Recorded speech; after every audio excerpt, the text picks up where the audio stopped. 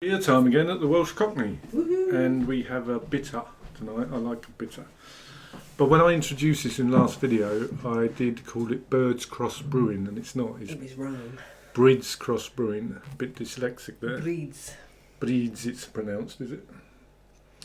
So it's called Dead Moon, and it is the best bitter from Brid's Cross Brewing, and it's 4.3%. So let's get it in the glasses. I'm going to read this out because I think this is fascinating. So, Breed's Cross is named for the cross of the Irish goddess Brid, which was traditionally plated from rushes from the festival of St. Bridget's Day. And we should know this, but we didn't. But St. Bridget is a patron saint of brewers. Oh, Yeah. And she is said to have turned water into beer for a colony of lepers she and sounds good to and me. to have provided enough beer for 18 churches from a single barrel. Do you know where she lives? And Brid is also a goddess of poetry and storytelling. Yeah, I think Rob might have married her if he'd have met her. So, two people involved in Brid's Cross, and they are Sean O'Reilly and Ruth Shedwick. And they started in, after a year of planning, so they were like planning and prepping in 2021-22.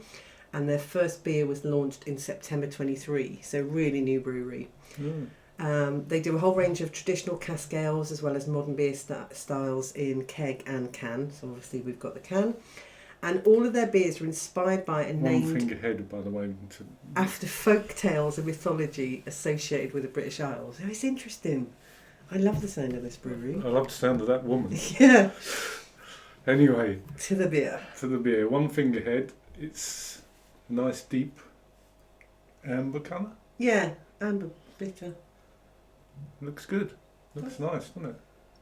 Does look nice. We haven't had a beer for a while, have we? I don't know. Can't remember. We do so many, don't we? Anyway, we like a Anyway, bitter. looks good. Yeah, it does. Smells malty, caramelly. You get a little bit of fruit. Yeah. I don't know what, but there just seems to be some kind of fruit in the background. They mentioned, I'm sure actually, hedgerow fruit. So that would be okay. like blackberries and sloes and that kind of thing. Smells good. But it isn't, yeah, malty, barley. Let's get on with it. Like a caramel. Yeah, there's this malty caramel Yeah. up front. But there's a So- fruitiness in the background, isn't there? Cheers. Cheers. Cheers, everybody.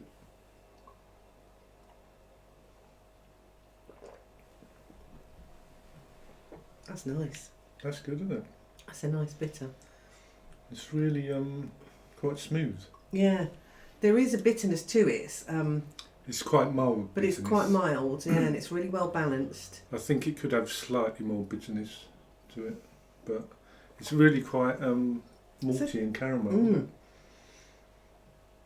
Before we start doing this, I used to drink bitters now and again, didn't I? And I do quite like, ironically, a bitter. Yeah, I do. That's like a real solid, decent bitter, I think. Yeah, it's like a proper bitter, isn't Yeah. it? There's no fanciness to it. It's just a straightforward bitter. Do you get any fruit in the taste? Yeah, but I couldn't distinguish it, Mm. but it's definitely there. But you get the caramel malt up front, Excuse and then easy now, easy. Excuse me. Then it goes into a little bit of fruitiness, and you got the bitterness riding along with it. But it is a very mild bitterness. I think it's nice.